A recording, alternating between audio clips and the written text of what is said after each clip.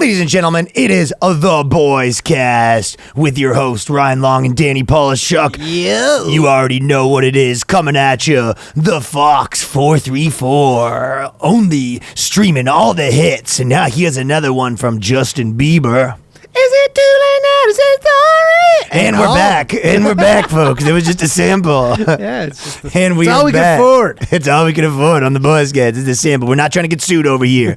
We are not rich men.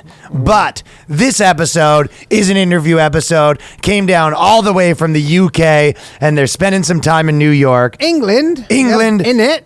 England in it? In it. They didn't say in it. Yeah, they're coming through. They're doing, I think, Rogan in a month, too. Yeah, they're doing also everything. Yeah, they're so, doing the whole shebang. Yeah, so they came down. We've been friends on the internet for a while. I did their podcast, and super interesting guys, killing it over in the UK, and I'm sure a lot of you already know them, but the boys from Triggernometry. The boys. It's the BOYSCAST. The lads. It's the BOYSCAST. The dudes. Prepare yourself for BOYSCAST. The bros. It's the BOYSCAST. The homies. It's the BOYSCAST. The dudes. Experience The BOYSCAST. We're here with Triggernometry. Francis and Konstantin. And there are yet another people telling me and Danny that we need to live stream. Dude, streaming is the future. Yeah. Live stream is the future of the game. Mm-hmm. We're a bunch of fucking Luddites over here. Down here, we're on the Pre-recorded pod. This is, we haven't talked, we were talking, but this is exclusively a book tour for the Immigrants' Love Letter to the West. I hate This this. is, because are you, He's trying to plant like seeds of division between us already. He's like, fuck you. Konstantin's book tours, we're here to promote. Francis, nice of you to come by as well. I'm here just to fuck shit up. Do you know what I mean? No, but man, we're having such a great time in America. Like, it's seriously weird for us coming from the UK. Like, there's so much like dynamism here. Shit is happening here. That is I felt like that too. It's insane, man. Are you the only non-immigrant at the table? Am I the only non-immigrant at the table? That's a way Well, to he's do an it, immigrant. isn't it? Based on that accent, I guess he would be here. I would be here. Like, my mum is from Venezuela. Okay, so second generation, that's yeah, cute. yeah, second generation. Second generation's cute, right? Yeah. Well, me and Danny moved here from Canada, right? Yeah. But you find that more so since you've been in America, you find that it's already, you can feel like the energy. The freedom. The freedom. No, this is the thing, man. Like in England, amongst stand-ups, there's a culture of going, Americans are stupid, Americans are fat, Americans are lazy. They are It's like, fat. Yeah, that is true. But it's like, you're a fucking idiot. It's an American art form. And Right. Oh, yeah. Yeah. And not only that, you're standing on stage, with your Converse t-shirt on, your Levi Your jeans, puns. your Nike trainers, drinking a Coke, saying America's shit. It's like, come on, wake up. It's You know what I just mean? trendy to shit on America. Yeah, Yeah, it it is. is, man.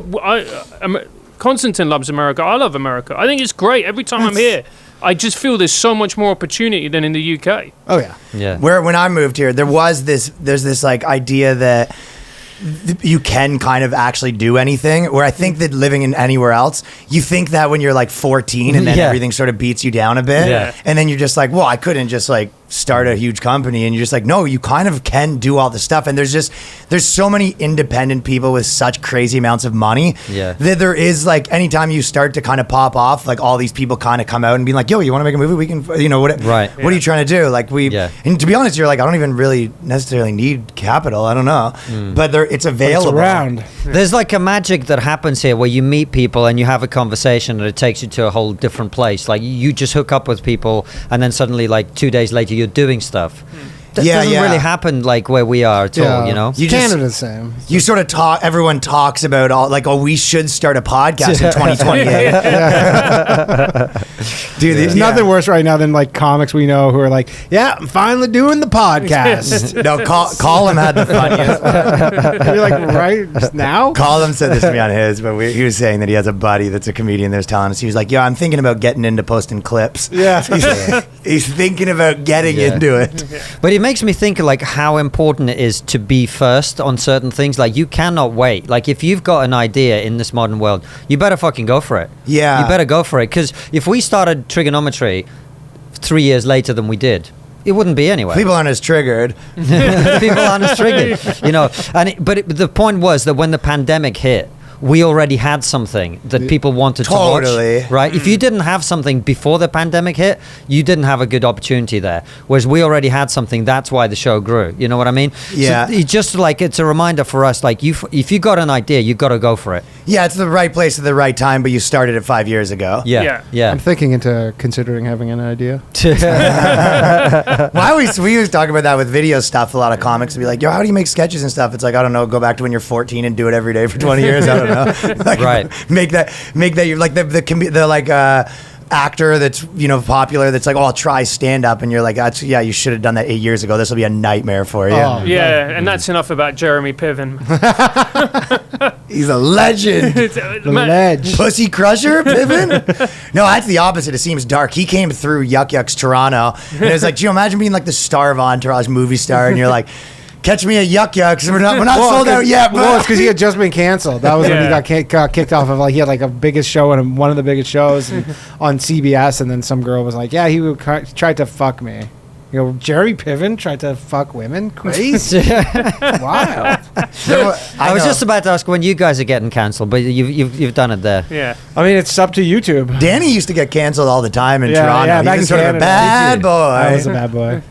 But What was your biggest one? The original thing for you, wasn't that you when you kind of you were going to do the university gig? Wasn't that kind of the first big in the press thing? So yeah, I'll tell you the story. Basically, I was doing a gig at a Top Secret. I don't know if you've been to London, but it's like the best comedy club probably in the UK. It's incredible.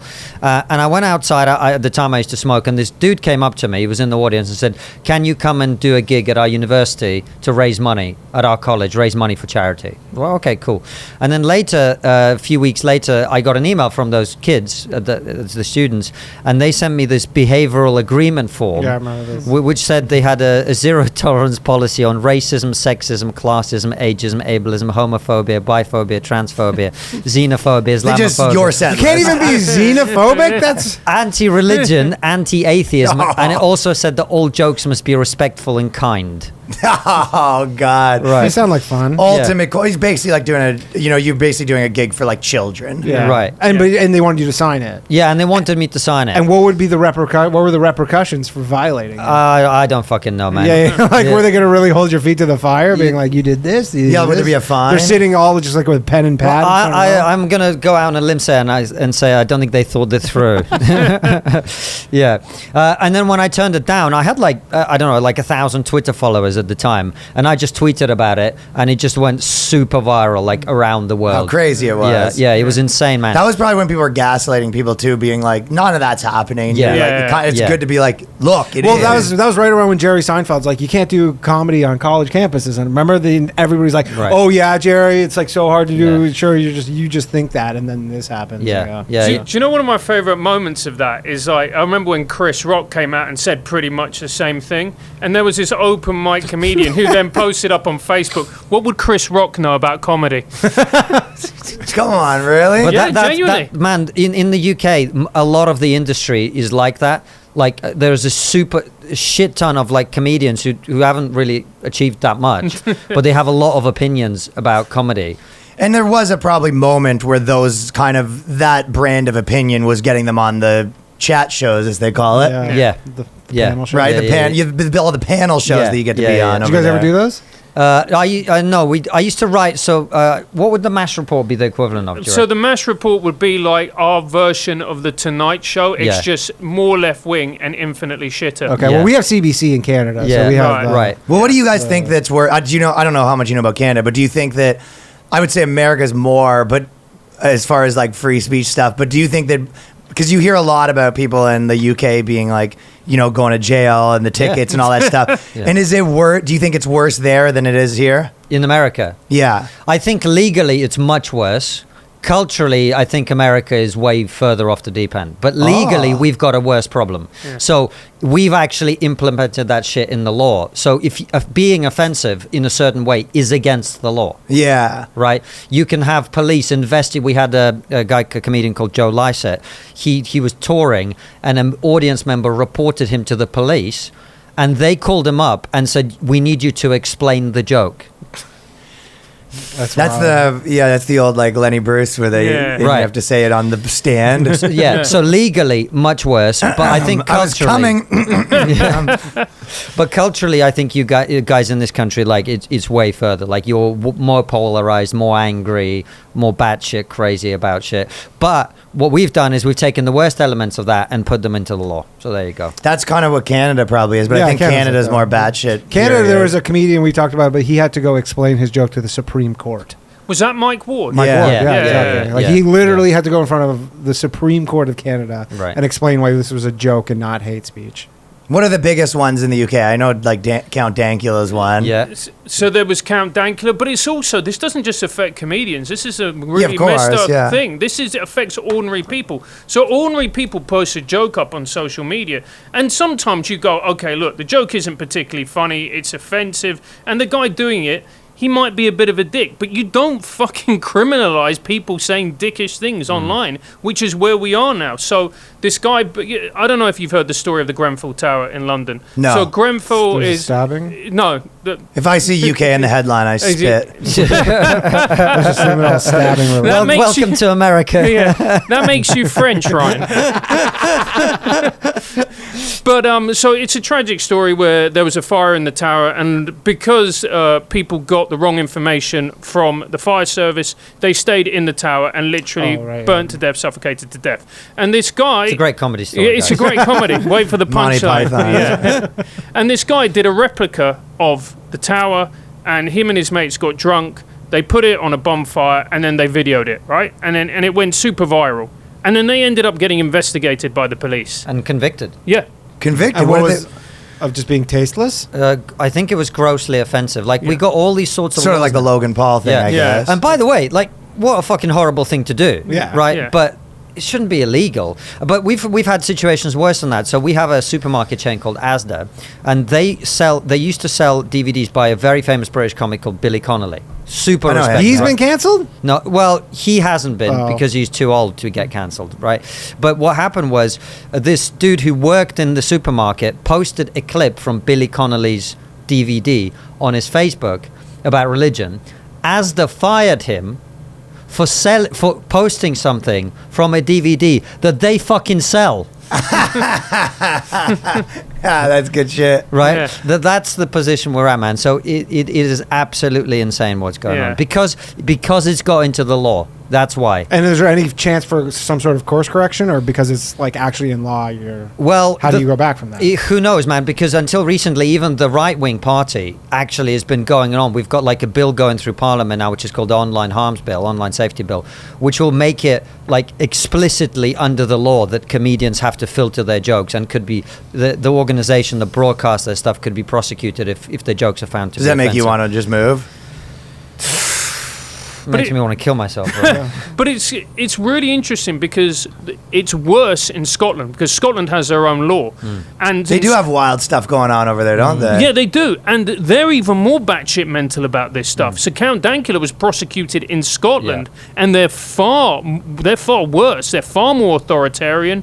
They're far more stringent when it comes to prosecuting people. It's something about the further north you get, man, the more liberal you become and the more authoritarian. Like you boys know, in fucking Canada, Yeah. you've Yeah, lost of your course. Oh yeah, Canada. Why is that? Why? I Well, I don't was going to know. ask you, why is that? Why? Yeah. I mean, to me, it seems like it's It's just just funner near the cities. equator?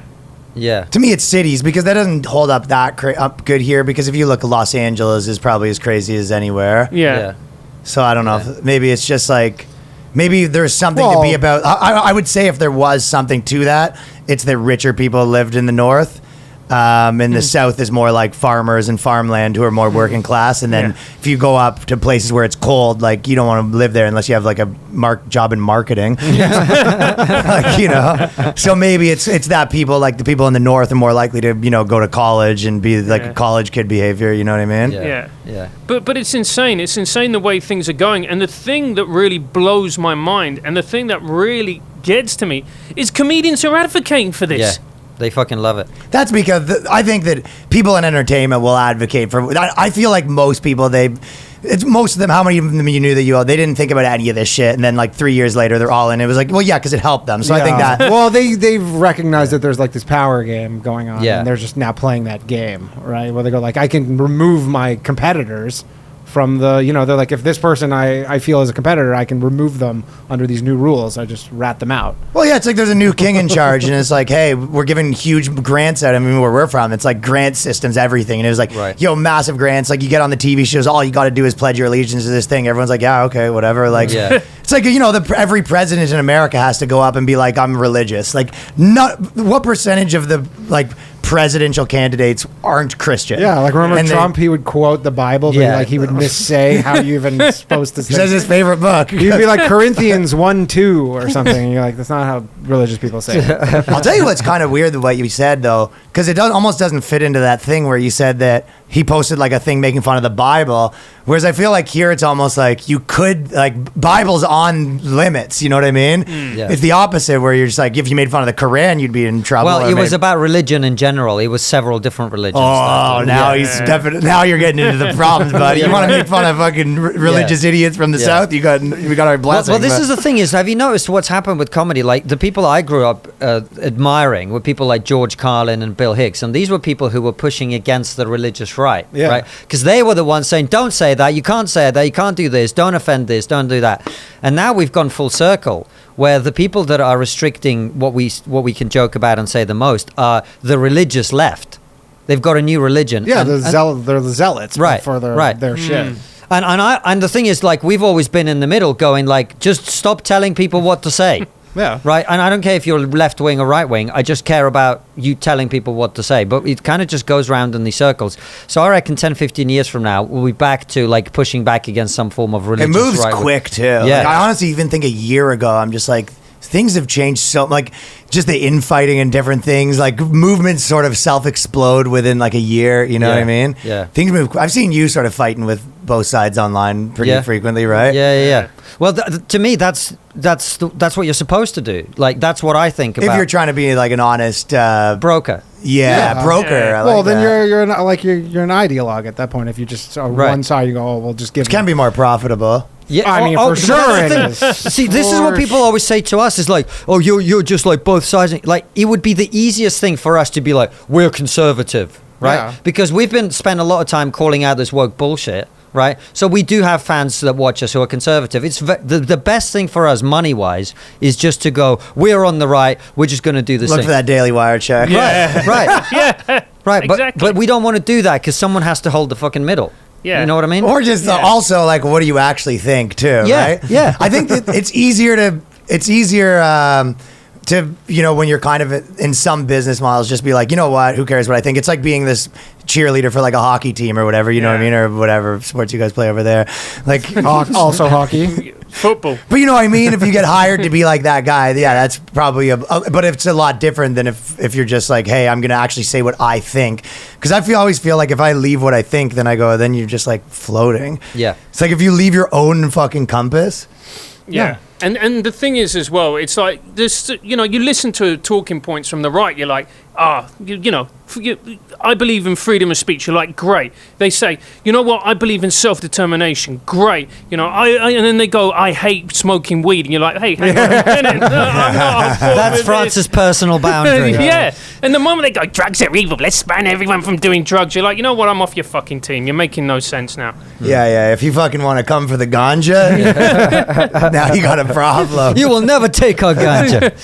But that's the thing. It's like every side. The left has got some fucking great ideas. It's the reason we don't talk about it as much is because I'm from the left, and there's a lot that I think is great about the left, and there's a lot that's great about the right. But also, they've got stupid ideas on both sides, and you should be free to go, you know what? That's a great idea. That's a great idea. This is stupid. This is retarded. I ain't playing this game. Yeah, but then you lose so many of them. People forget can't pretty disagree quickly with too, us. right? Yeah. So many times people, it was like, that's, how many people like to use people. So it's like, you'll see someone be their number one enemy and then he says something they like. Now he's your number one hero. Like that'll happen with the Barstool guys loved and hated 5 times by the same people within a course of a year. Yeah. But I feel like the way that people look at it, it's kind of like so silly because it's like, maybe I'm like, I always, when people talk about like liberty and like libertarian stuff, I always feel like it's kind of like medicine You know what I mean? Where it's like, well, sometimes like a society needs that medicine, you know, where you're just like,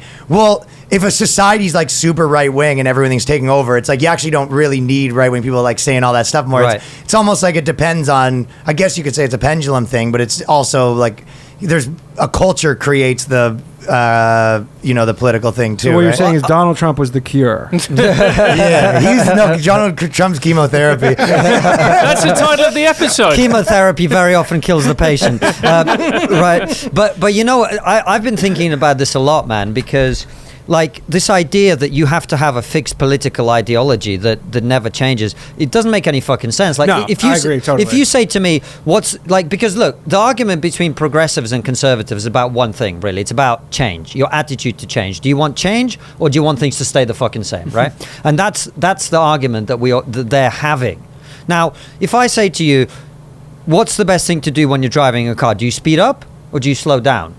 Depends what speed I'm going. It fucking depends where you are. It depends where you are geographically. It depends what you're trying to do. Exactly. Yeah, right? that's a good way to so look at it. So the same with, sometimes you need to be a bit more conservative when society's going a bit too fast. Yeah. And sometimes you do need to change because shit has got stale. You can also think of it as like if you have like masculine and feminine like parenting, right? And you have like 3 kids and you go, which one's better? It's like maybe depends on the kid. Yeah. Like the kid who's like crushing it and is like this like ultimate champion actually probably doesn't need like the coddling mother, but the kid who's like a total mess and like gets shuts down anytime he gets yelled at, like that guy actually might need like positive, like, oh, come on, so it depends. But then if it's like the drug addict and you have him like, oh, let's just give him money to solve this problem, it's like, you know, maybe the money's making it worse. You know what I mean? But the problem is Depends now on is the everyone personality. wants a fucking team. That's Oh, yeah. just. I mean, I think always. It's just- Yeah. It's such an easier position to hold. I've met people Yeah. where they go like, I'll never vote Republican, or I'll, you know, never vote. I'm just like, no matter what, every time the time's to vote,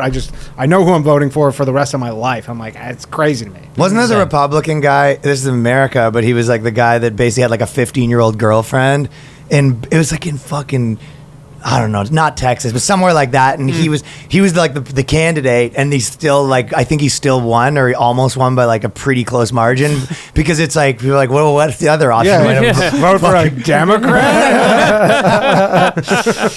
15, she's old enough. That's fine. Yeah. Yeah, and it was kind of one of those. I think it was one of those things where you basically are like, they have laws where you're like, yeah, the parents consented, and you're like, technically it's legal, but pretty weird for like a presidential candidate. But everyone's like, yeah, what did I vote for some fucking libtard? See, we do things differently in the UK. Someone like that who's an older guy with a 15-year-old girlfriend, we give him a job at the BBC. Man. That's what we do. Boom. Francis loves getting that one in there, no matter what we Jimmy do. Savile. Jimmy Savile. Let's go. There's loads of them. I mean, I will say that it made him kind of famous over here. Nobody knew who he was before the Right. big scandal. Well, it's part of his brand now. He actually had a 15-year-old girlfriend. Oh, mate, more than Oh no! that. This guy No, was no, like this this guy guy was was- like the most notorious like pedophile. Yeah. And he just, like, they knew about it, right? Yeah. They all knew about it, and it's been a consistent thing. So, you know, and here's the thing. I remember my dad saying, so my dad comes from a very working class part of the north of England. My dad, I think it was his mum said, they could put a donkey with a red rosette up for election in Wigan,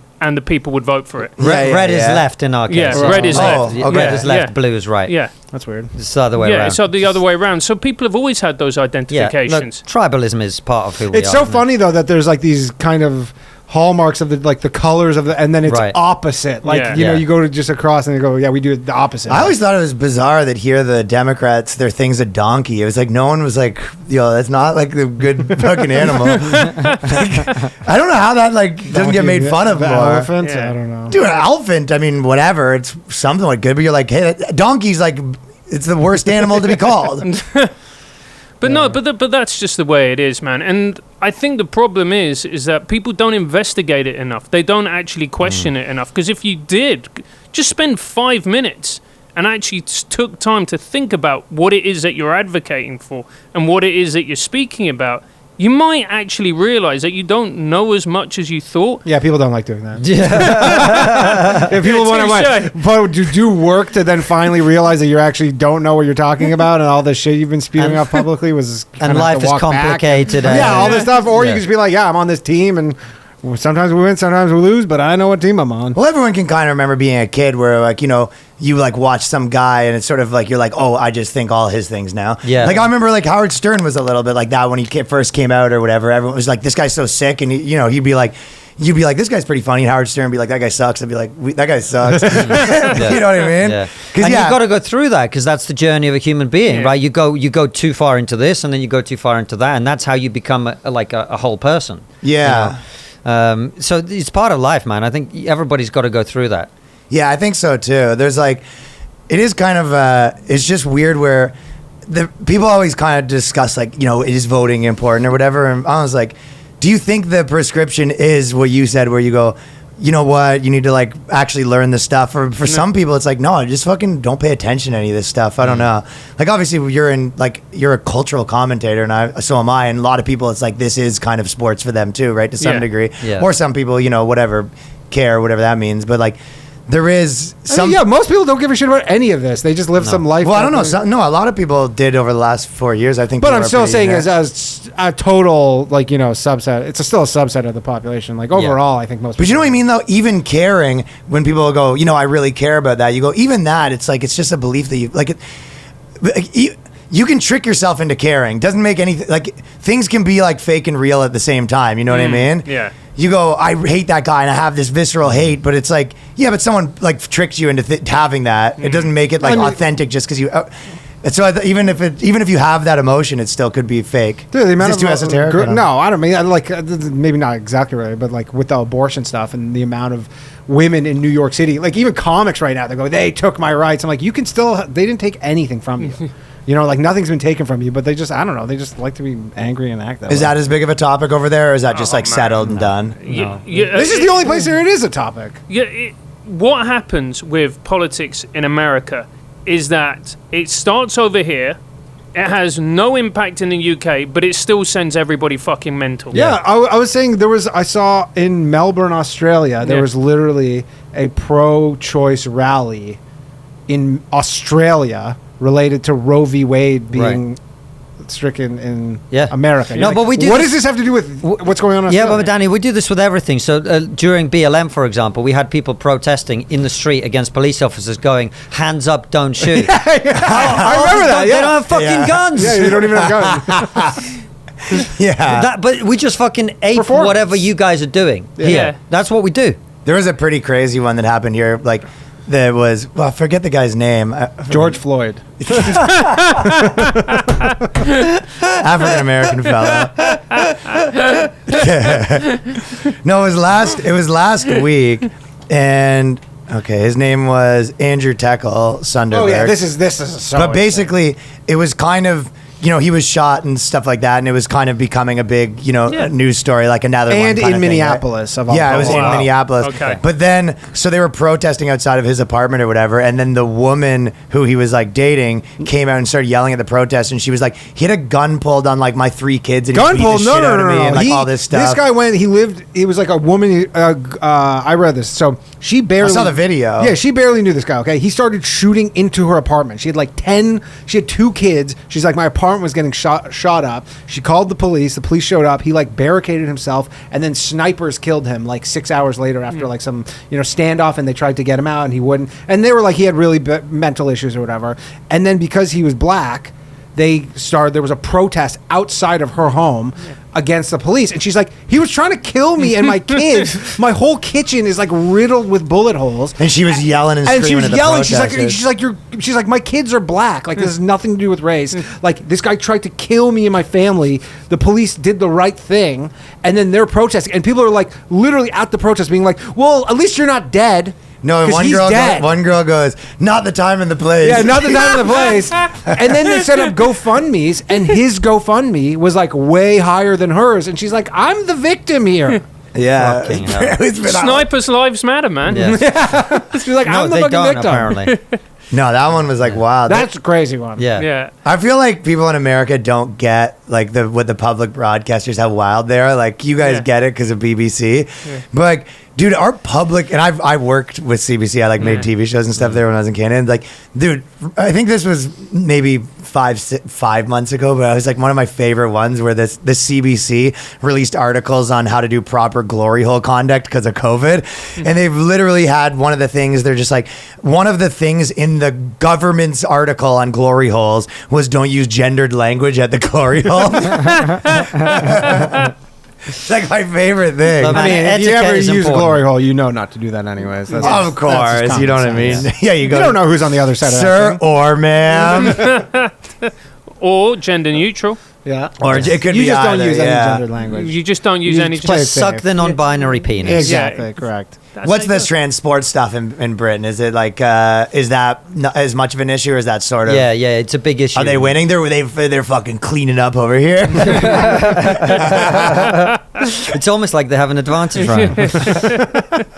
Are they actually like? Is there in colleges and stuff where there's transgender? Well, we don't have college sports system like you guys, so it's much less of an issue at that Well- level. But we do have them in the elite sports. Oh, really? It's a situation. Yeah, in cycling, I think there's a Yeah. transgender. Oh woman, yeah, I remember. I've seen Emily it. Bridges. Yeah, and, yeah. and obviously, people call Britain like Turf Island because there's a lot of gender critical feminists in the UK who are pushing back against a Old lot of- school ones. Yeah. JK A lot of very angry women, man. Yeah. They're fucking Lots of angry lesbians. That is man. sort of okay though if you have like really like angry feminists and it's Yeah. pointed at not you. Yeah. Yeah, we're on their side. This is great. Yeah. Well, as comedians, we would naturally be pissing feminists off usually quite a Yeah. lot, whereas now they're like on board for a while. But that will end. I feel like that's That'll- not that really, will end. not That'll really end. that much here. Yeah. Not that much here, no. Is that not the case here? No, in I the don't U- think so. in the No, I don't UK. see. You see one like that's the J.K. Rowling people like that. It's like no, they're you might as well like. I don't know, go up and say, you kind of Hitler had some good ideas. Like it's not, it's like it feels like something you couldn't do that and then go be like a Hollywood movie star, for example. Right, like that's right, like right. things you can't say. If No, you in wanna. the UK, you'll get punished for it. Yeah. For Yeah, saying J.K. for sure. J.K. Rowling's like- yeah, for sure. Well, we had a guy on the show who's a friend of ours. He runs the oldest family-owned Italian in London, Italian restaurant. Okay. And he did a fundraiser for Ukraine with J.K. Rowling. Nothing to do with transgender issues, just a fundraiser for Ukrainian orphans. That's what he did. And then the next day, she tweeted about it, saying, I was really pleased to help raise this money. Next day, he's got a bunch of negative reviews on his TripAdvisor. And the day after, there's no evidence that this is connected, but I'm just telling you the chronology. Someone smashed the windows of his restaurant. Unrelated. Unrelated. Unrelated. I'm Like, sure it they had could happen to just anybody. coincidence. Yeah. So it's not like entirely uncontested that it's a problem. But what's interesting to me is this like fragile alliance between like comedians who believe in free speech, conservatives, and like left-wing women who are just tired of the trans shit. To be honest, you saying that makes me pretty kind of team trans. Because to be honest, why it was kind of like a fun argument, like a thing to argue about, obviously, because girls were always like, no, it's actually not. And you're just like, no, it's. But if every girl in unison was like, yo, this is actually bad, I'd be like, this rules. I mean, I've always just said with the sports stuff, is like, I didn't care about women's sports before, and you're not going to trick me into caring. It's like, if you guys want to ruin women's sports, go for it. Like, it's not some massive loss. But the thing that's so funny is like you've got the hardcore conservative commentators saying women should get back in the kitchen, right? And then you've got like the hardcore feminists going, well, at least he knows what a woman is. You know what I mean? Yeah. We have That's do so they have funny. the prison stuff where they're like, Oh man, we've got women impregnating. they had that. other women. There was in New Jersey. One guy actually, just got a couple girls knocked up. Yeah. Yeah. He's a woman. Yeah. So, oh, yeah. A woman Fuck. knocked up a couple women. Right. And Yeah. you fucking bigot. Yeah. And but it's and then they like had to move, and they don't know what to do because it's such a new playbook. They're just kind of Right. going along with the going with the wind, if you will. Well, and then, I always thought there's a simple solution, which is if you got a dick, you don't belong in a women's prison. I mean, I know it's controversial, but I mean, Would be the move, though. yeah, I kind obviously. of. It's not been tested, but I Yeah. do think it's a good theory at least. Yeah. It does come up with brilliant headlines like "Woman ejaculates into wheelie bin." Yeah, we've had that. Yeah. Incredible. Man. That's a real story. I'm not making Yeah, that and up. like when Yeah. they throw the semen at the guards and stuff like that. Yeah. So it's like this dude in a dress just jacked off into a wheelie bin, and the next day it was woman ejaculates into wheelie. It's literal clown world, man. Yeah. Yeah. So we got all that going on. Yeah, man. Yeah, and you can't joke about it. Well, yeah, I guess it's illegal there. Right. What would happen, do you reckon, if you went on stage at like the Comedy Store and did a joke about that? Really? You really? Is that not even worth challenge? Like, But Ricky Gervais, his special was like all about that See, stuff. this is the thing that we always talk about when it comes to freedom of speech and comedy, right? Ricky Gervais, Joe Rogan, Bill Burr, you, even us at this point. Chappelle. We have freedom of speech. You and I can make any fucking joke we want, right? Is that fair to say? Yeah. Kind of, yeah. Yeah. But maybe not on TV, but like on... Yeah. Well, not even technically on Twitter. I'm sure there's a joke that gets you kicked off. I mean, I got kicked off of things, yeah. But you know what I mean, though. Like, if in an audience, you're doing it decide. to your own audience, you're going to be fine, right? Yeah. The problem is people who are just coming up through the circuit, like we were, I don't know, 5-6 years ago. You're sort of early days in that world. You're dependent on comedy club promoters. You're dependent on bookers. They have zero fucking freedom of speech. Because at least in the UK, I don't know what it's like over here. If you're really good, I mean, you can... I do think that...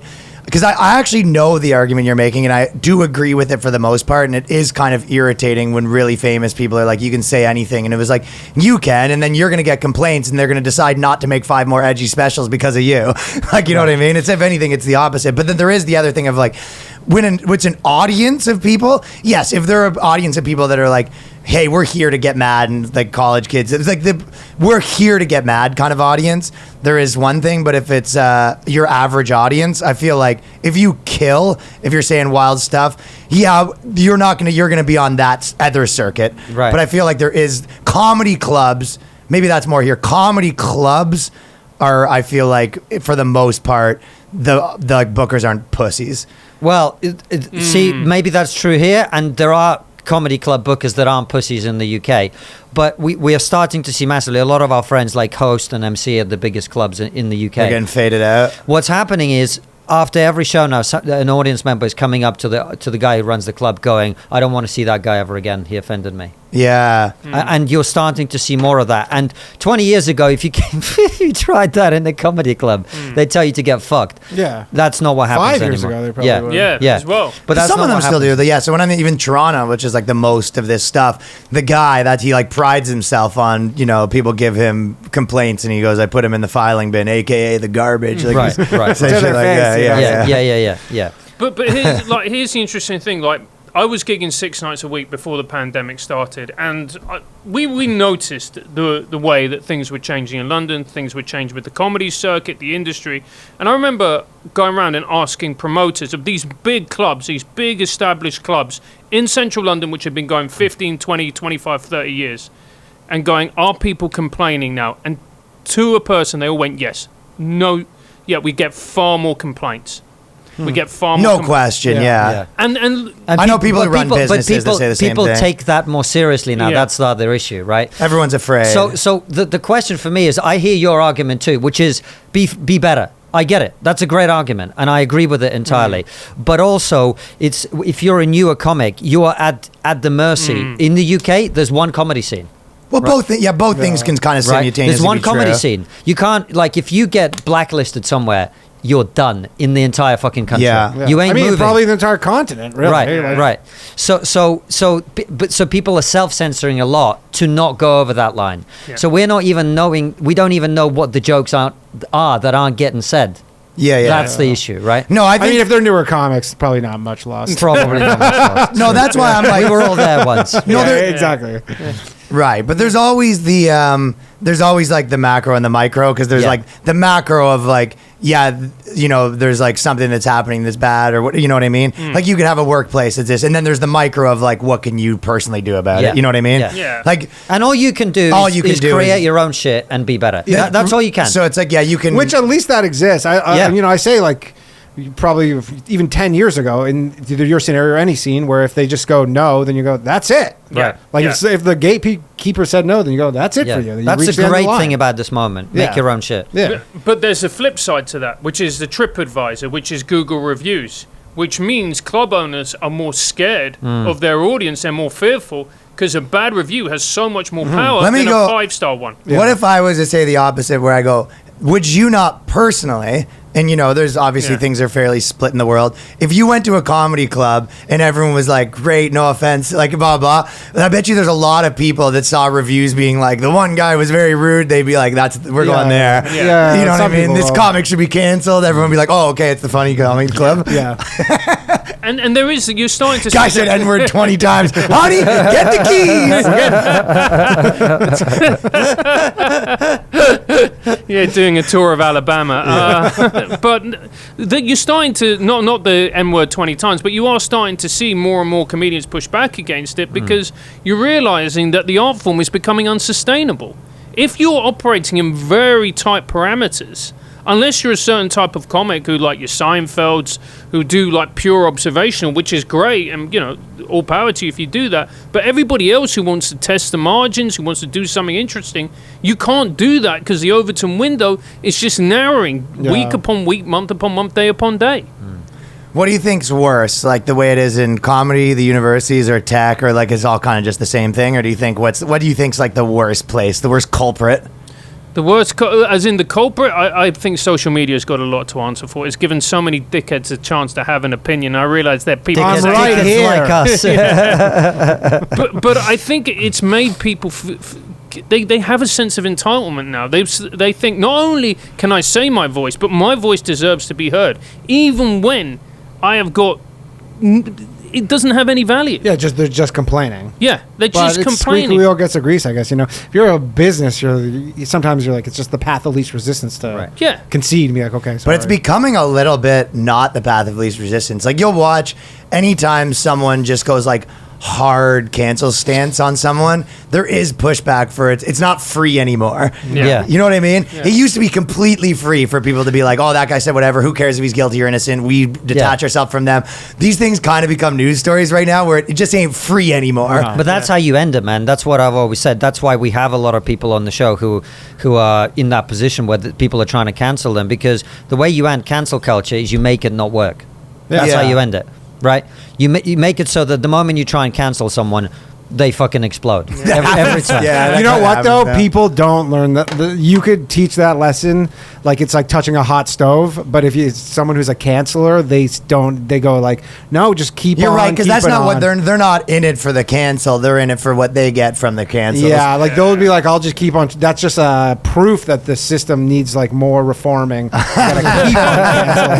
The fact that I'm unable to cancel with my set 2 years of gender studies courses, I got to just keep on. This is proof that patriarchy is real. Exactly. Yeah. They just they. And it's also, have you ever noticed, right? Like, especially with comedians, but also with other figures in the public eye. Like, the more progressive, ultra liberal, cancel culture they are, the more likely is they're a fucking pervert, and they've done horrendous things in their personal Is that life. true here as well? I feel like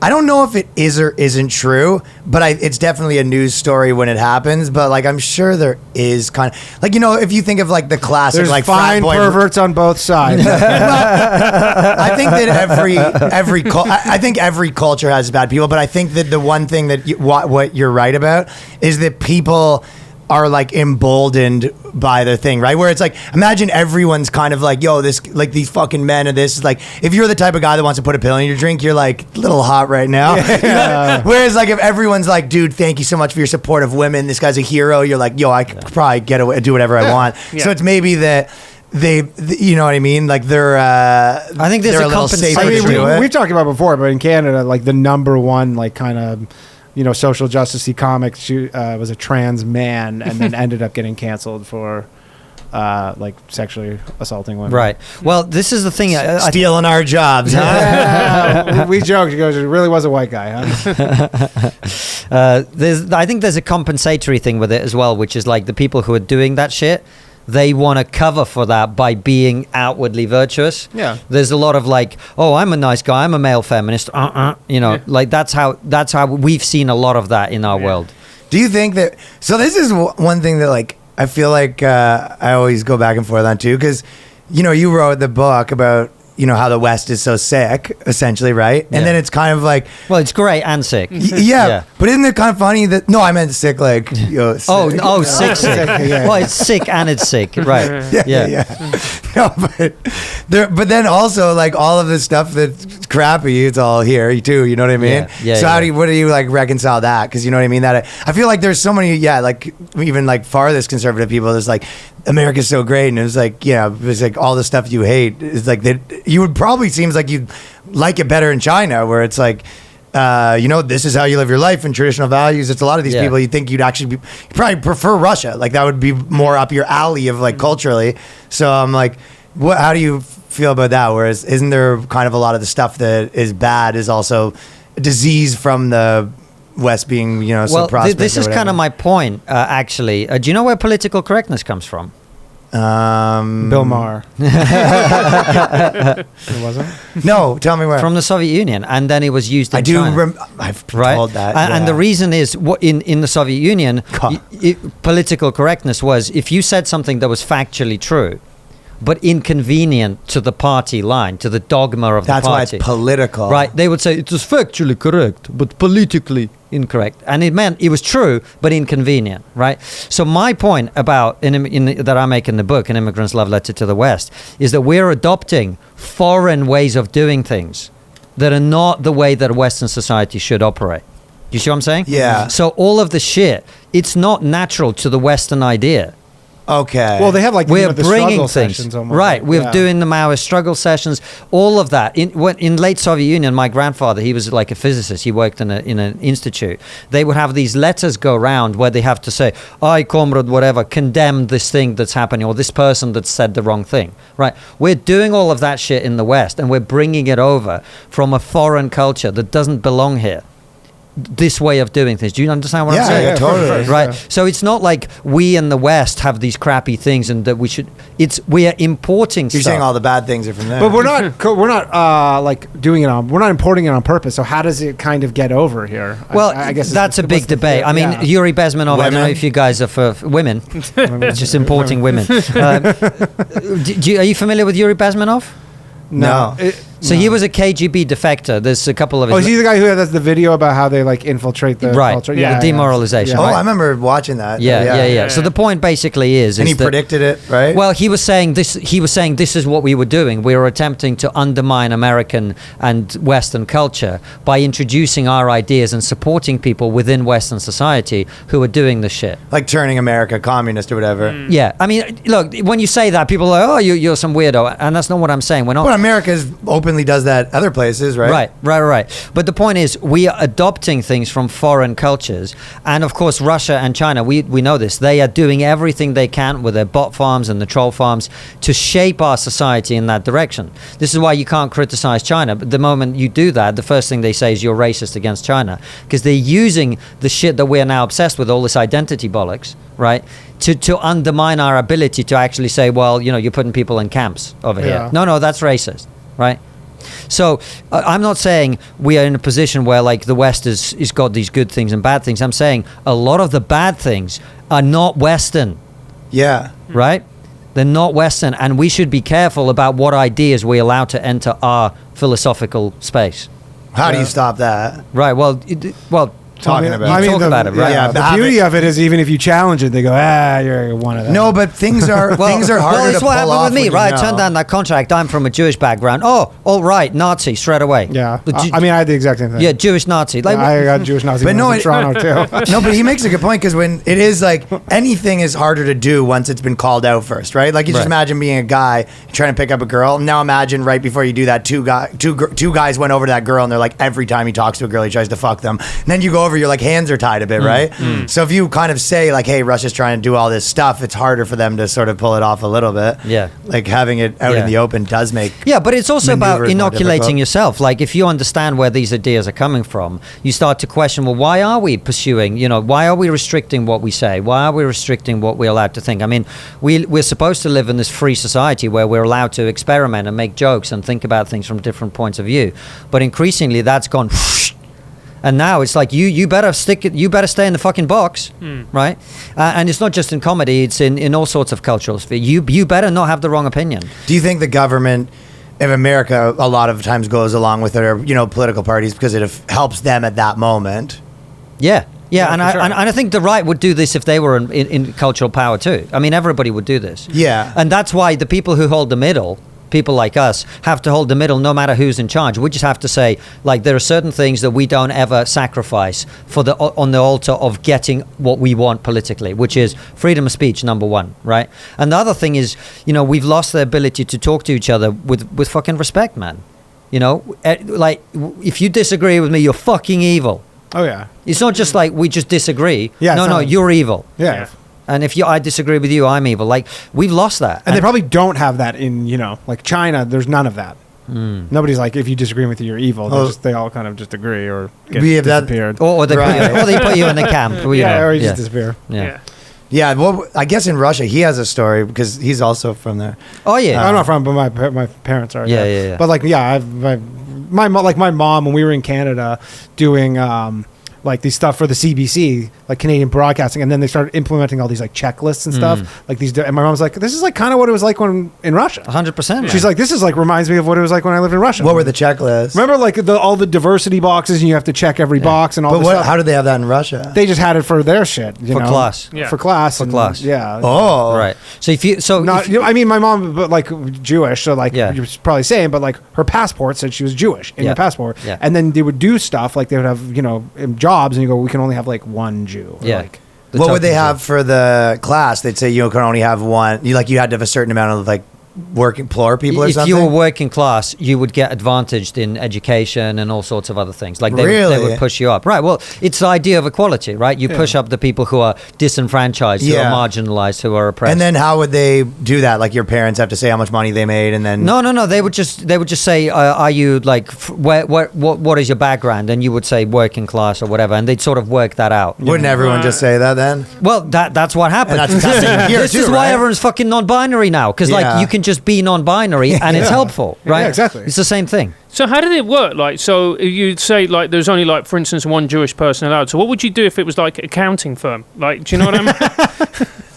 it would just be a crap. Every accounting firm sucked equally. Yeah. Yeah. They all Or were there's just bad a Jewish guy in the corner doing Can all you the imagine? fucking work. Can you They're all bad imagine a equally. world with ethical accounting firms?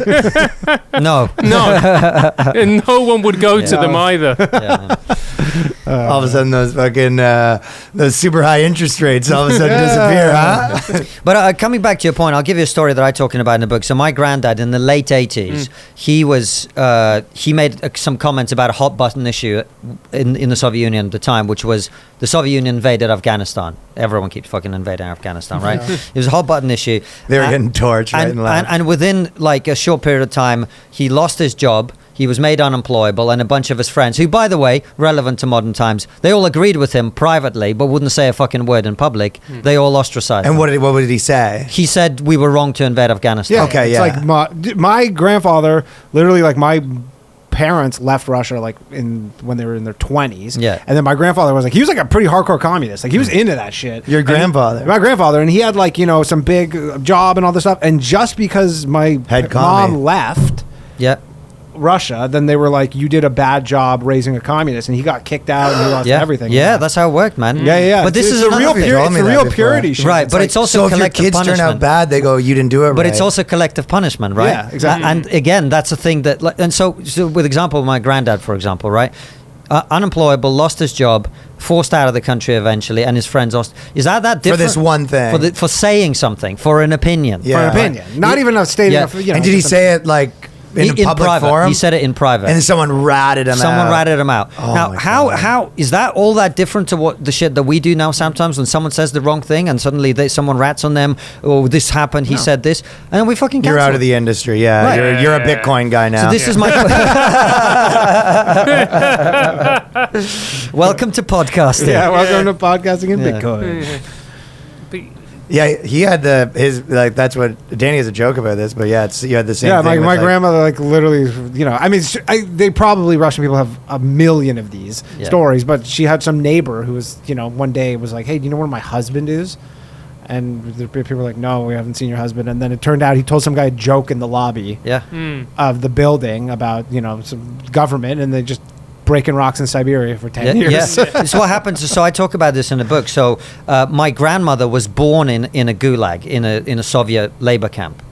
And she was born there because both her parents had been sent there separately. And what happened to her mother, right? Separately for two different things? Yeah, well, they were not married at the time. They like met there. Oh. Yeah, they met in the camp, right? So getting pussy in the gulag.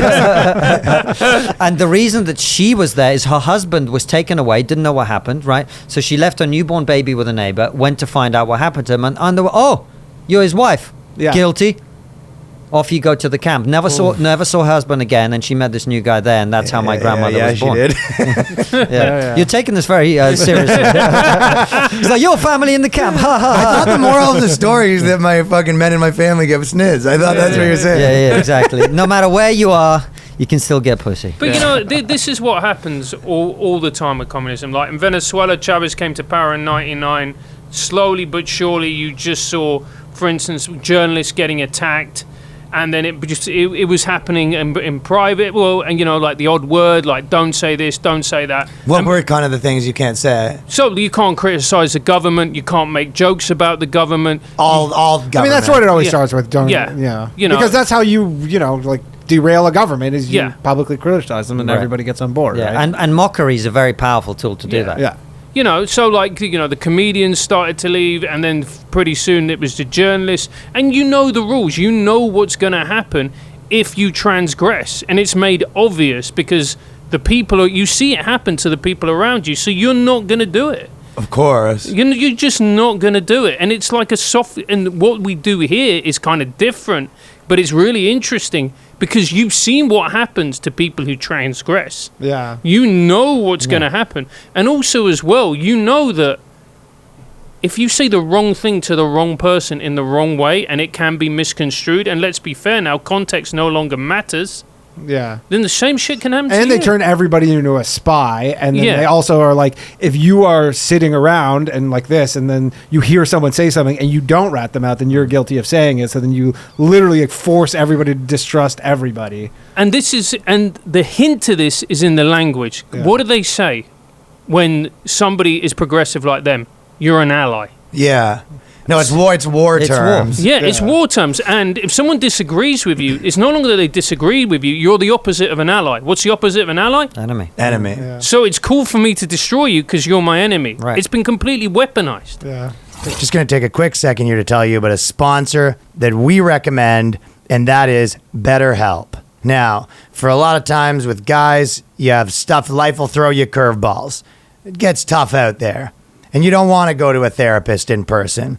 A good way to deal with that is by using BetterHelp. It's online therapy that will access your needs and can match you with a online licensed professional therapist in less than 40 hours. No searching around. They'll do that all for you, so it's not a big pain in the ass. We got friends that have been messing with this, and I've actually had someone reach out that follows the podcast that said it's way better than going to a normal one. Takes all the awkwardness out of all that sort of stuff. It's not a crisis line. It's not self-help. It's professional therapy done securely online, available to people worldwide. You can log into your account anytime and send a message to your therapist. You can schedule weekly video or phone sessions, so you don't have to be on camera if you don't want to. And getting therapy is as easy as a few clicks on your laptop or phone. So if you want a good way to support the podcast, if you're already doing this, if you're already thinking about something like this is a really good way to do therapy. They have a special offer for our listeners, and that's 10% off your first month at betterhelp.com/boyscast. That's 10% of your first month of online therapy at betterhelp.com/boyscast. And this is the thing that bothers me about it the most. It's like, if you want to be an asshole, but don't claim to be kind while you're doing it. It's like #be kind, go kill yourself. Like that doesn't work. Yeah. Right? Yeah. If you wanna go and mob people into suicide, by all means, but don't fucking claim you're progressive while you're doing it. Yeah. Don't claim you're a good person. You're not a fucking good person. Yeah, there's so much stuff like that where you're just like, so your whole thing that if you add up all that you've done for last year is like you've gotten 5 people fired. You're unhappy. You kind of have a big fight with your family. You've actually made things worse because you just got people hyped up on the other side. So it's like all you've done is create a bunch of misery. Right. And we have we've known someone like that with Joke Wise. He was kind of that guy. And my buddy, I remember once said to him, he was just like, dude, I like spent the last 2 years making people laugh and happy, and you've spent the last 2 years making people miserable. So who's and you think that you're the fucking good guy here? Yeah, and that's how they see it. And then they use another phrase which it just annoys me so much, is on the wrong side of history. Now, how the fuck do you know? Well, the winners decide. Not only that, Yeah. but nobody's ever thought they were on the wrong side of history. No. Yeah. There's not one person who's ever been like, you know what? We're on the wrong side of history, but let's do this anyways. Yeah, even Hitler was like, be on the right side of history, yeah? Everybody. Nobody's ever thought that. Yeah. Ever. I mean, yeah, it just depends on who writes the fucking book. For right? sure, but no, I'm saying they always go, right side of history. Be like, nobody thinks they're on the wrong side of history. Everybody assumes But they're. see, Danny, this is exactly the problem with ideology, man, is it gives you license to go and do terrible shit. Yeah. Just because you're on the right side of history, course. you know, Yeah. so you can go and do whatever you want, you know, and that's my issue with all of it. Ideology, right and left. It's like if you think you're entitled to do terrible things to other people because you've got the right opinions, fuck you. I mean, the communist government in China is probably telling these Uyghurs who are in these camps, you go, you're really on the wrong side of history. Right. You're not even gonna be in the book. Yeah, you better shape up here. You don't want to be on the wrong side of history with your blue jumpers in these camps. But it's also as well, like, everybody's now part of a team. So everybody is terrified because our hormones literally program us to want to be part of a team. So nobody wants to get alienated by their team. No one wants to get ostracized. No, so it hurts, yeah. Yeah, because it hurts. It's painful. It's not nice. But what happens? We then get pushed into a type of behavior because the rest of the team is doing it. I would say this though, in terms of like our journey, certainly it's like I'm a big fan of that Fight Club quote. It's only once you've lost everything that you're free to do anything. Yeah. Like when we got kicked out of the comedy industry the way that we did in the UK, that was the best thing that ever happened to us. Yeah. I would definitely say I do that. sometimes think, because we have friends like in Canada, for example, and they have, like, what's success there is not really, like, globally, really. No. Like, No. you would consider not success here. But it kind of locks them into this thing where they kind of, you know, they'll never really achieve, like, a ton because they're kind of comfortable Right. in this thing. And it's, Yeah. but it's not really great objectively, No. but in the context of Canada, it is. So they just, you know, and then eventually one day they go, yeah, we don't like you anymore, and it's over. And they're Well, this is what we did. So when that happened with us, we were just like, we're going to create. That was always my thinking on it. We're You're gonna gonna say what siege you wanna say now. and we're Yeah. going to create a siege mentality. Like this is us. We've been kicked out. We got to make our own shit, and it's just down to us. No one's going to help us. No one's going to help you. You just got to make it. You just got to create something that other people are going to enjoy. Dude, there's That's so it. many people when you, like, if you know, in their books, and obviously some of this romanticized, but like so many popular thinkers and speakers or comedians or whatever that kind of, they look back and they go, and that was the time when I was like, you know what, I'm just going to say everything I actually think. Yeah. And then that's when they start, like, that's when it, Yeah. you know what I mean? Yeah. Yeah. But see, I Because was if you're so- not saying what you think, if you're just saying the acceptable things, you go, everyone's just like, yeah, okay, yeah, I know that's the thing. I've also been, like, everyone else is saying that too. Do you know the thing that was the hardest for me was like I was such a naive idiot when I turned down that contract because I thought I'm taking one for team comedy here. Like we comedians. We Yeah, you thought comedians were this monolith. We're all doing this, right? yeah, I was like I thought most comedians would like be on my side. On That's this funny. And You were up for I- a I Well, was so they might naive. have been 2 years earlier. Yeah, they might have been. Yeah. Can you believe they're telling us we can't make fun of religion here? Yeah. And then it just turned out that for the majority of them, it was the exact opposite, and that was shocking to me. But do you think it was just They're the company men, But it was a yeah. self-preservation. Yeah, they're self-preservation. They're like, I don't want to be the person sticking their neck out. Good, you know, maybe like you said in private, they were like, thanks. Well, actually, Francis tells a very good story about a comic who passed away recently. Yeah, so there was a comedian. Belt around the neck? Yeah. No, he passed away, and This man has no fucking no, boundaries. man, he doesn't. Fucking cancel it. We don't know him. Grandma in the gulag. Oh, Yeah. Triggered. You getting this?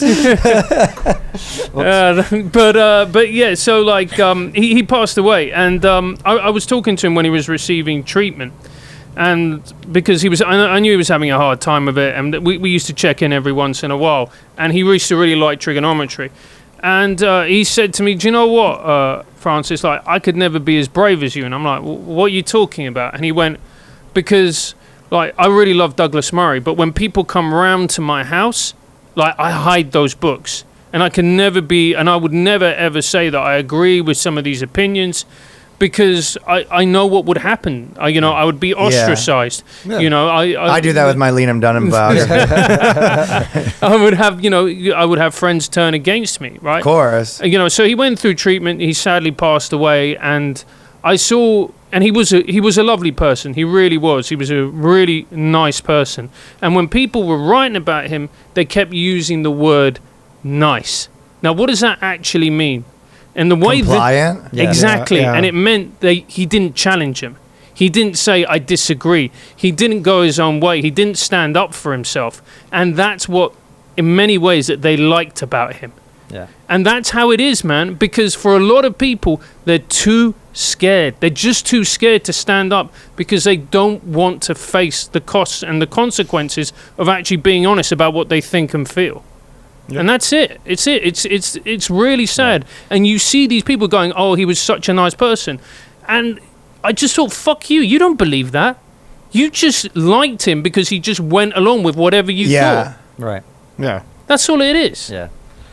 I mean, it's difficult to go against the grain. It is. We've had isn't it crazy the extent to which comedians die too? Like, I don't know if you've had that, but it's like me and Danny know like 7 comedians that have committed suicide probably.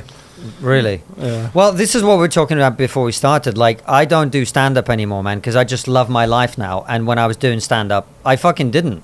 Yeah, a lot of people don't. I didn't love my life then. Yeah. I love it now, Yeah.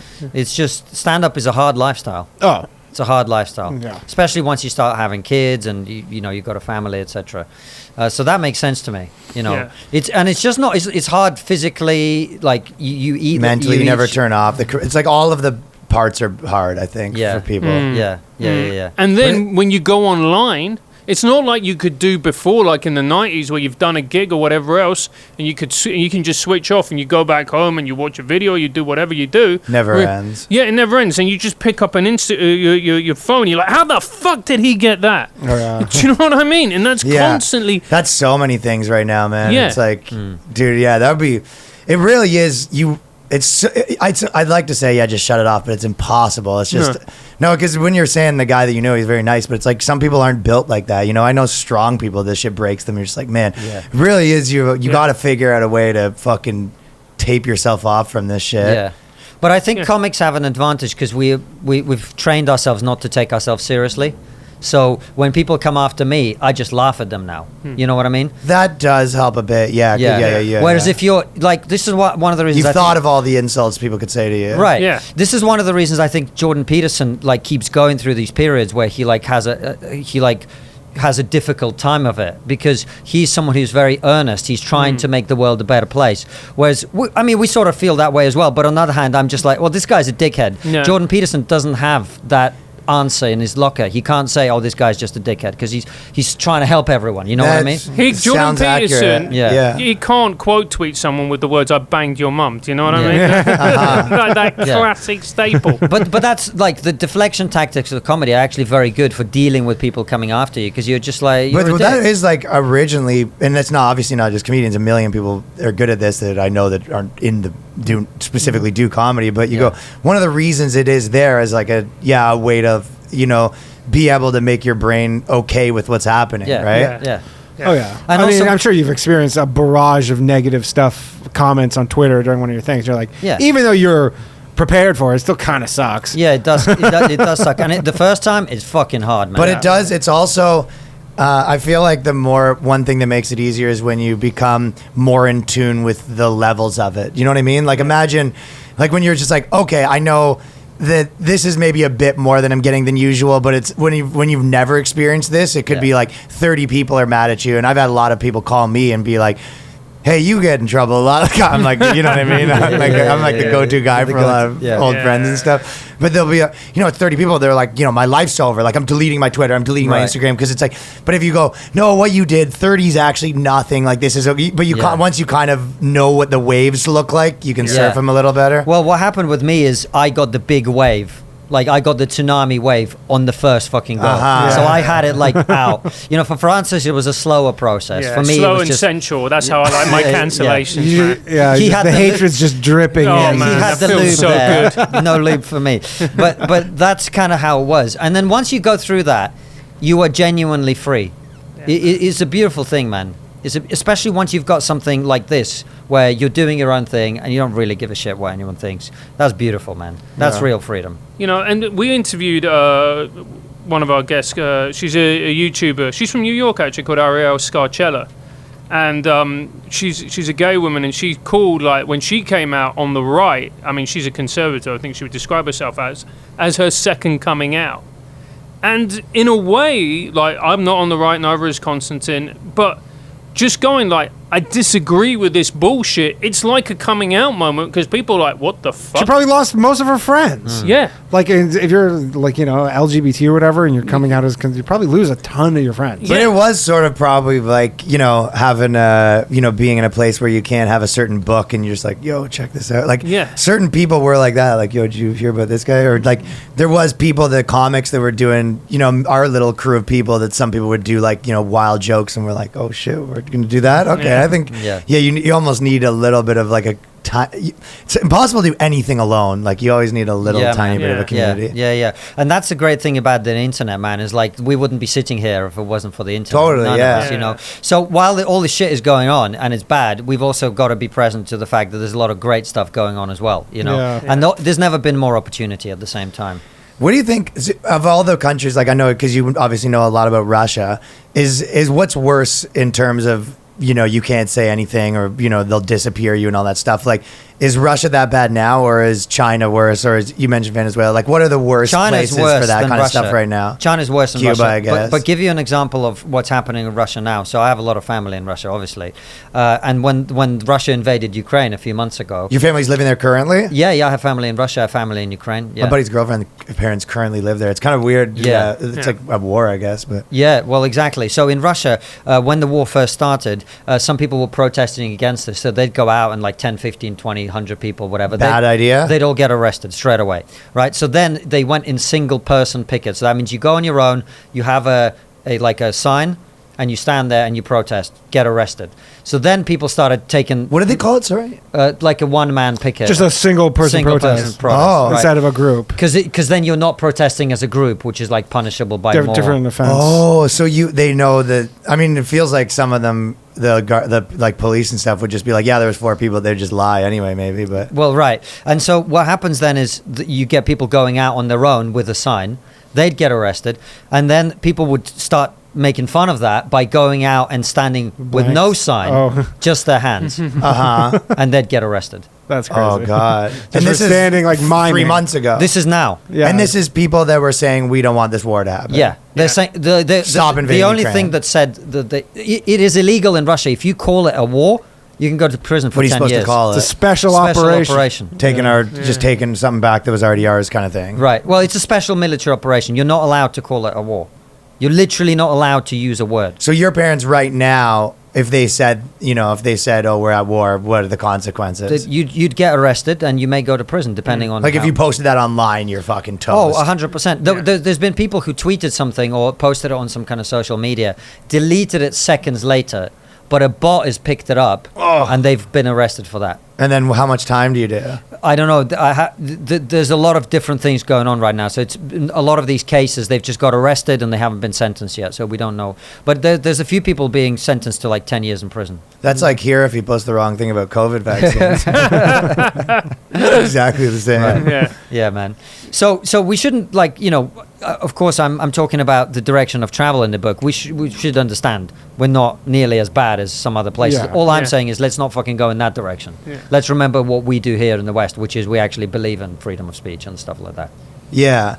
Where do you think's the best country? Do you think it's still America?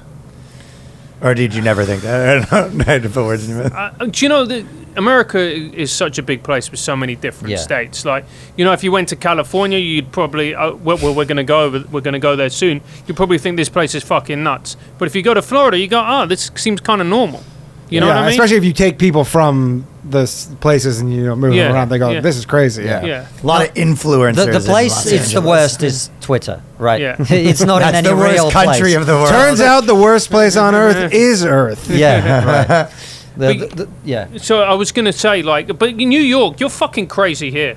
Like, my girlfriend is from New York, and she works for a very progressive organization in New York, right?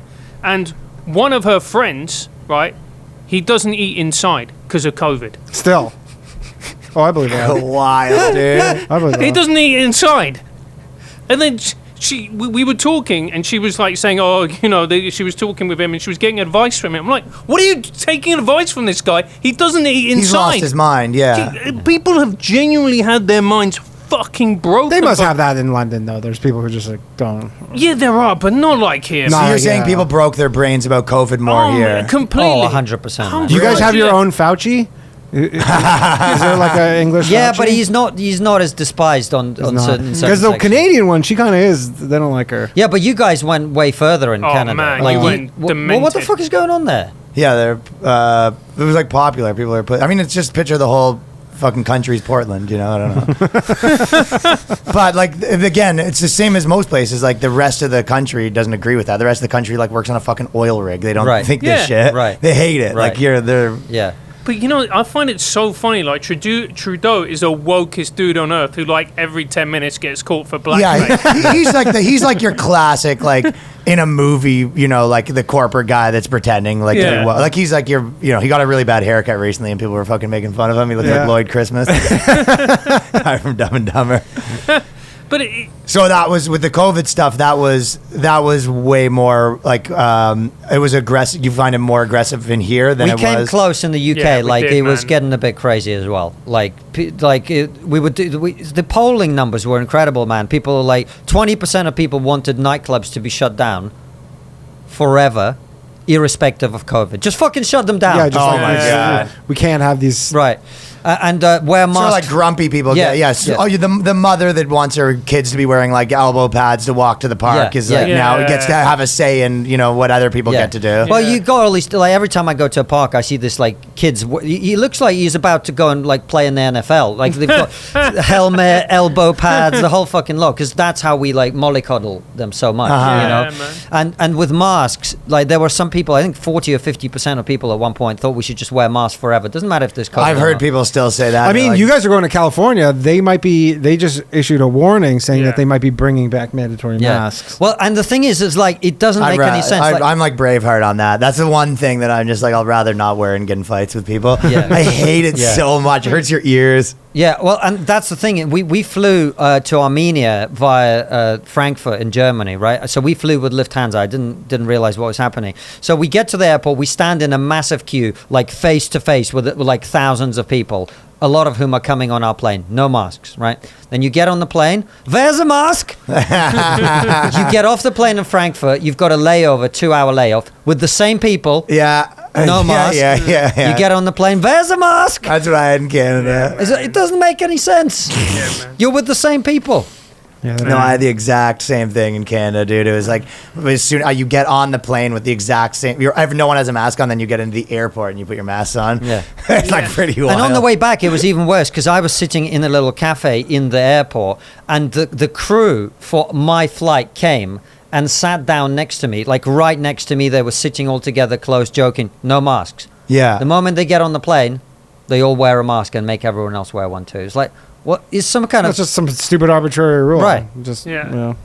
Yeah, and I think most people see through it though. Like I was talking to this very last time I was in New York, I went for coffee. I started talking to this very older liberal gay guy, and he was telling me like. He was like, "Oh, honey, you know, Someone's I called. was, yeah." Oh, old gays don't fuck with this shit. Yeah, he was like, you know, I was on board with all of this. I was on board with all of this, all of it. You know, I was like, mask, jab, whatever.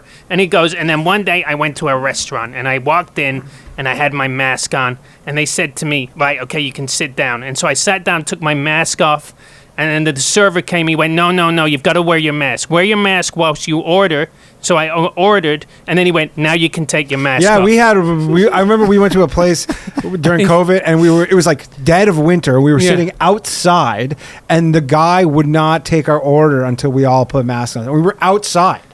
yeah. You just go, at this point, it's taking the fucking piss because it makes Yeah. no sense. You were literally taking the piss out of me. That's when I started to lose it. Why do you think people went that crazy about it? Here, Fear. there is a part of it that's fear for a lot of people. Like there is people that I know that they're just safe about anything. Like it's the same person that if you said like, hey, someone someone here is sick, like they'll, it's but there is a lot of it got politicized. So then, just like anything, it's like making people's teams on board with that is a good way to make everyone else have like. It's almost like they're always talking about like normalizing stuff. It's like you take some like these wacky outliers and they want to normalize it. And it's like, well, why would you normalize? So you essentially took like this super safe person and then let's normalize that by making it like one of the statements on our team that's half the country. And then unless you want to get kicked out, that's one of your new fucking platforms, you think. It's kind of like at a restaurant where like we have the servers, like we have a good time. We have smiles on our face. And you're like, their new one is like, we are very worried about COVID. And they go, I guess I'm worried about COVID. So I think that's kind of what it was. I just don't want to go against it. And girls, I think it was girls too. Yeah, this is mostly girls. Do you think that they're like, a lot of people say it's like left and right stuff, but there's also, a million other things like authoritarian, non-authoritarian, masculine, feminine. Like, do you find that like television or the industry and all that stuff do you think that there is like things have gotten a lot more feminine, or do you think it's not really, do you not see it that way? He's trying to get us to piss off the feminists. Yeah, should we do it?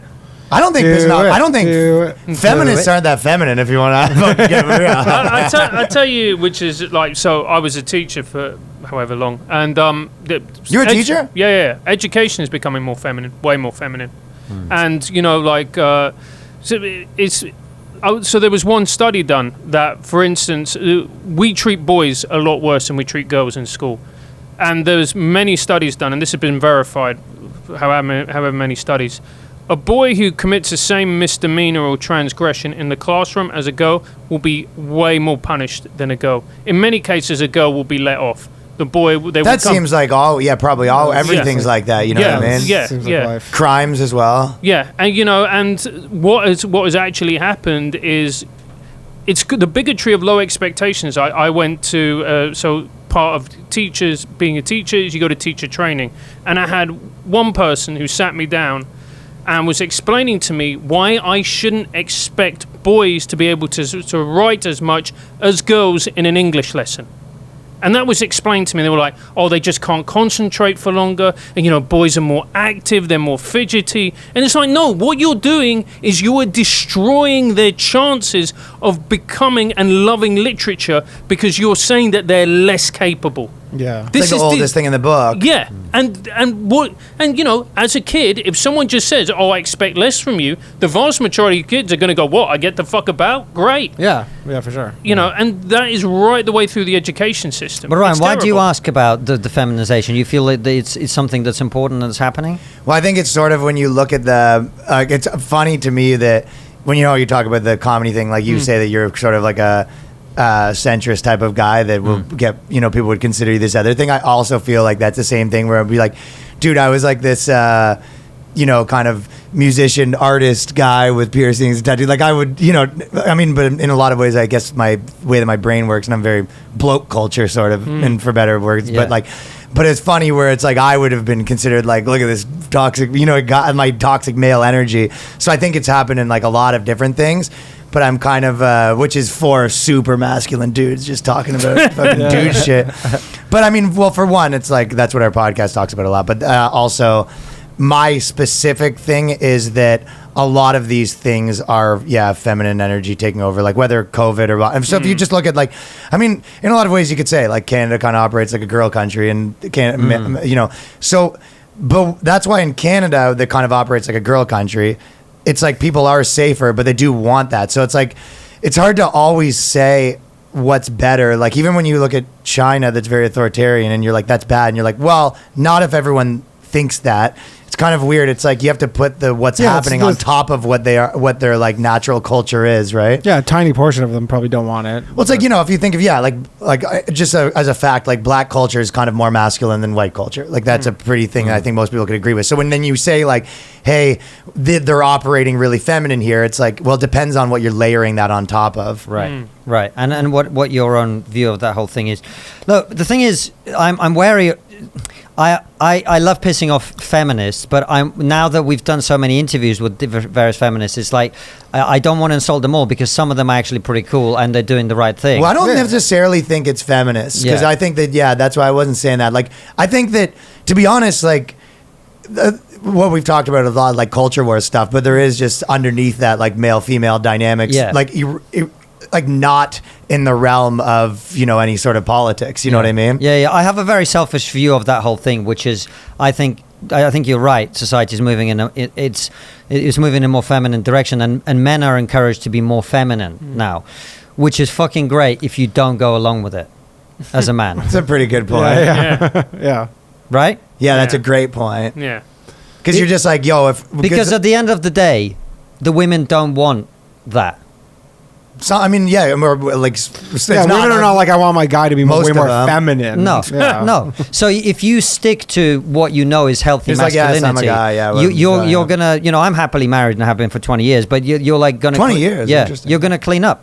Yeah. That's my take on it. Just be a man and be comfortable. Don't be too far into it. Do you know And what there's I a mean? more natural contrarian. Generally, not being too far into anything is Right. pretty Well, good but that's advice. the whole fucking point, isn't it? Yeah. Yeah, Don't exactly. be too far in one side or the other. But also don't allow people to sort of tell you that being a man is toxic, because it's fucking not. Right. Yeah. It's just, and that's what I'm happy with that. Like, I'm going to be a man the way that my parents brought me up, and I'm happy with that. My wife's happy with that. That's how I'm going to bring up my son.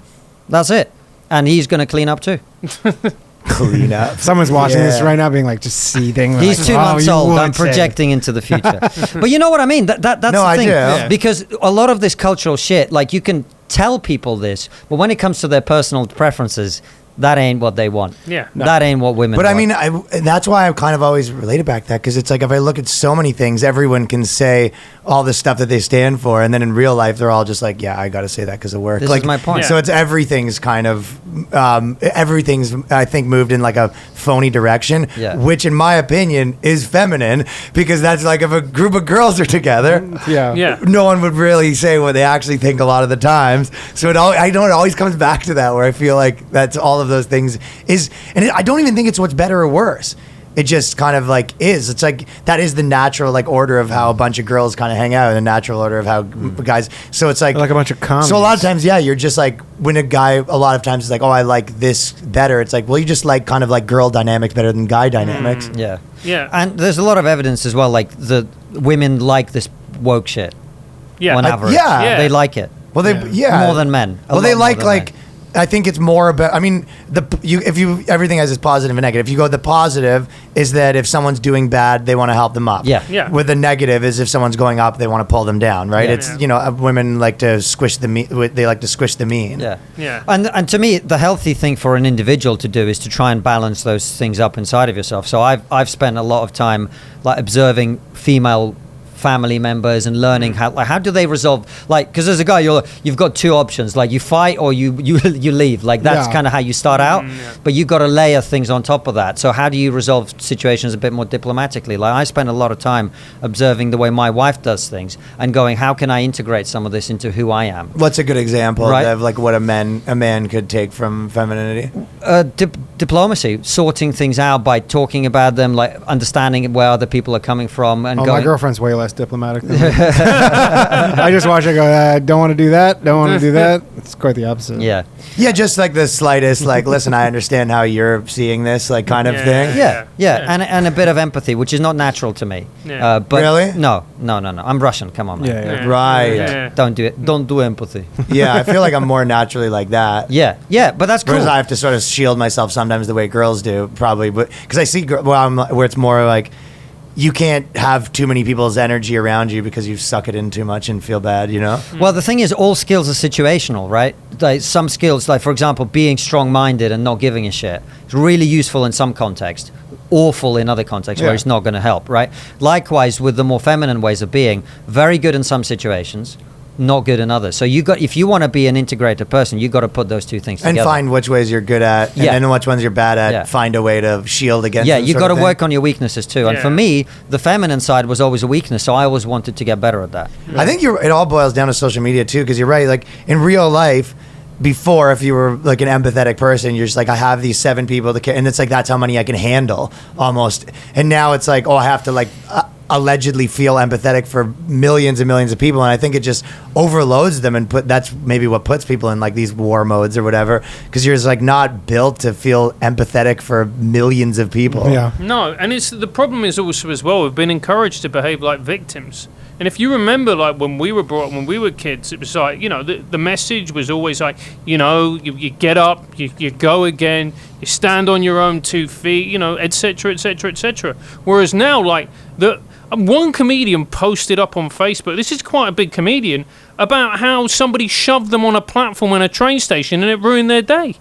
And you go, what the fuck is wrong with you? This isn't for my business, yeah. Yeah, and you just... Tell your fucking, like, your wife this, not me. Yeah, exactly. And you just think, like, if you constantly train yourself to see yourself as a victim, then you're going to end up being a victim. And more importantly than that, you're going to end up being desperately, horrifically, awfully miserable. Yeah. And here's an interesting thing about your point about femininity and masculinity, right? Being a victim works for women. Doesn't work for men. Works poorly for men. Yeah. No one gives a shit, right? It doesn't. No one gives I mean, a I'd shit. say they probably give a shit more now than they did before, but yeah, still. Yeah, you'll get a few likes on your Facebook or whatever else. Ain't going to get you laid, mate. No. But that's and to me, I'll be honest with you, that works for me. I'm happy with that. Men need to go out and do shit. You're not going to get points for being a victim. You're going to get points for going out, building, creating, making things happen, rising in your status, career, whatever. That's how a man gets shit, right? Woman, different approaches, right? So this ideology is not good for men because it's not going to work for you. The most people that I've seen that it kind of made them depressed and all that stuff is probably men that wrecked them the course. most. Yeah. Yeah. Because no one gives a shit. It's the antithesis of our being. When we do something, when we achieve something, we feel great. You know, your testosterone rises. You feel good. You feel powerful. If you just constantly see yourself as, you know, life is putting it upon you and you have no power and whatever else, then you're done. Yeah. You see it on Twitter where people go bipolar, ADHD or like that. It's just that way of seeing the world is sick because you see these illnesses or these conditions as essentially a fundamental part of your identity. Yeah. And you're never going to overcome that. I've got ADHD. I call it fucking spaz brain, right? And like I forget shit and but so what? It's not your identity. It's not my identity. Yeah. It means I have to have lists wherever I fucking go to like tick I it off. do too. Yeah, I can't spell. Yeah, no, I don't have that, mate. I'm intelligent. But A couple of guys that can't spell. but so what's the alternative? What, I just sit at home, put it in my Twitter bio and feel sorry for myself and watch my life slowly disintegrate because I have no structure? Yeah, who's this helping? Yeah. It's not helping anyone. It's not helping me. It's not helping the people Helping around. the people trying to raise money on you, I guess. Yeah. Right. Yeah. On your story. And this is the difference, I think, because if you're a woman, people naturally will empathize more and give you compassion and help you along. Yeah. As a guy, if you're not doing well, most people aren't going to have empathy and compassion. They might try and help you, to try and give you a kick up the ass, but they're not going to like hold your hand and stroke your hair or whatever. Do you know what I mean? Yeah. You have to make it. I feel like with guys, you want to give them you offer them like actual solutions. Yeah. You're like, hey, I'm not here to hear your story, but do you need $1,000? Like, do you want, can I drive you somewhere? Like, do you need a job? You're like, you know what? Maybe I know a body. Like, you're like, can I functionally help in the real world something? Right. But you're like, I'm not listening to you go on and on. Sometimes women don't that's want not, none of us that's helping. Yeah, women just straight up are like, I don't want that. I just want to just cry about it. I want the to next cry. hour. Yeah, and and you that's- listen. I think guys have trouble with that sometimes because you're like, you're just like, I had to learn that with my wife. Yeah. I had to learn that. Yeah. because you're trying to offer a real solution, and they're like, Right. I don't want a real solution. Who wants that? Yeah. Oh, no. This is going to take an entire evening. Sit down You're like, and shut up. Yeah, it's an 8-hour story about how your like $40 thing broke or whatever. Yeah. You're like, I feel like I could buy it right now and it's over. Shut up. Yeah. That's it, man. So Yeah, there is a bunch of that. Okay, the one thing saying before I wrap, you had an interesting point that because you guys are both like funny on Twitter and stuff like that. But Konstantin, you said that the temperature-related deaths are 99% from cold, and we only focus on the hot ones. Right. Which is just, I feel like I've heard this argument with the heat and everything so much, and that point's never really crossed my mind. But it's like, that is so interesting. And is that a kind of I guess there's like a lot of moral panic about everything, right? And global warming is like one of those things, right? Climate change is the big one. So if you look at the policies that we implement, we're making in the UK, I don't know if you have this, thousands of elderly people die every year because they can't afford to heat their homes. And they just die from being cold. They just die from being cold in a developed country. We're one of the richest economies in the world. Tens of thousands of pensioners die every year. We have the heat. Right. Here they die from the heat. No, that's what I would have thought. Yeah. That's not. Look it that's up. my whole point. Really? He says it's not that. I think it's around which is the interesting world, to me. right? Yeah. So that's a really big problem. Like if you were think of homeless guys, you're probably more likely homeless for sure. cold. Like, so that's how it works in the UK. UK is not that cold a country, by the way. No. So in the winter, we've now seen, because of the way that the policies are, like 40%, I think, of our fuel bills are green levies. It's for green. Oh, because they raise it all up, and then these people can't afford it, and then it kills them. So we're worried about climate change, and climate change at the moment is about things getting hotter primarily. And I'm not saying climate change isn't real, by the way. I know. Yeah, it I needs to be. That. Yeah, it needs dealing with. But my point is, whenever you make anything religious, which is what we've done with the climate, you're going to do bad shit. You're going to make mistakes, and you're going to focus on the wrong thing. I feel like a lot of things people they just refuse to admit that there's ever a negative. It's like every policy you do pulls another lever. Well, it's collateral. It's collateral damage. But they're just like they go look like. I feel like they don't even say that. But they I go, think no, in it their doesn't. mind, No. It's perfect. There's no trade-offs to locking down the country for 2 years, right? No trade-offs. It's not going to cause an economic calamity. It's not going to. No. We're saving lives, right? Because if you focus on just one problem, which is preventing people dying from COVID, you don't give a shit about anything it's just else. first order thinking. Like you never. Are first order thinking is a good way to put it. Yeah. You're never thinking about the consequences of what you do. Yeah, of course. Yeah. But this is one of the things that I've learned from trigonometry. One of the most important things: never trust a simple solution to a complex problem. The moment someone comes, there's a complex problem, whatever it is, climate change, COVID, pick whatever you want, and someone goes, "Oh, we're going to implement this very easy solution. It's lockdown. We're going to print more money. We're going to give people more money. We're going to sort it like that." You've got to be suspicious because they're not addressing the whole problem. And if someone's presenting that to you, be very, very wary because you don't know what the trade-offs are going to be, and likely they're going to be incredibly significant and unpredictable as well. And they're just people doing this stuff. They're not like some magical Yeah. beings, or they're just people. And then on out. top of that, they're saying, hey, there's no trade-offs, and also like if you even like why wouldn't you want this simple thing that's going to save lives? And you're just like, well, obviously it's because I'm not convinced it will. Yeah. You know, like, Well, I don't like the trade-offs. But or I don't like the trade-offs. Right, and what happened during the pandemic is the moment anyone said that, fucking bang. You're getting banned off Twitter or banned off YouTube or whatever. Or just, it's like, oh, you're just saying that because you're against all the things. And you're just like, because you love Trump. Yeah. I'm just like, I'm actually, I feel like there is some people where they go, well, yes, obviously you think that. Like there is certain people where like if they say, hey, we're going to raise minimum wage, and they're like, I'm against that, and you're like, no shit. Like, you know what I mean? Or whatever, right? There's certain people where they are predictable, but it's like, there's a lot of people when they, because it kind of goes back to the simple solution thing, but also when someone, you already know what they think on every issue, they can't kind of be trusted or at least, whatever, you already know that. But I feel like a lot of people would say that to use that argument against people like me when I was saying things like this. They'd be like, well, you would think that. And I'm like, I actually don't. I disagreed on this one and I agreed on this. Like I actually did go back and forth. It's like so there's so many people that, it's like just the single order thinking is a good one. Yeah. Yeah. You just got to think every issue through on its own merit. Just because you believe, this thing about abortion doesn't mean you've got to believe this other thing about guns. That never made any fucking sense to me. Yeah. You know what I mean? It's like if or kind of like. Yeah. Like, why is that? Why are they related? Yeah, because it's team blue, it's team red, and everybody wants to be on a team. Yeah, it's funny when some of them aren't even really very related. Like, you know what I mean? You're just like, what I think there should be like lower taxes, and also I'm super into fucking kids transitioning. Like, how are those two things possibly connected? And it just so happens that everyone who thinks one thinks the other. Yeah. So true. 100%, man. Okay, fuck yeah. Where can people, obviously, Triggernometry on like iTunes, Spotify, everything. And I did an episode too, like a year ago, right? Yeah. It was great having you on. It's on Pandemic, YouTube. That's where we're primarily at. Yeah, and then you guys are here till Friday, but you're not doing any like specific shows or anything like that. But and then the book How are you doing? How are you selling?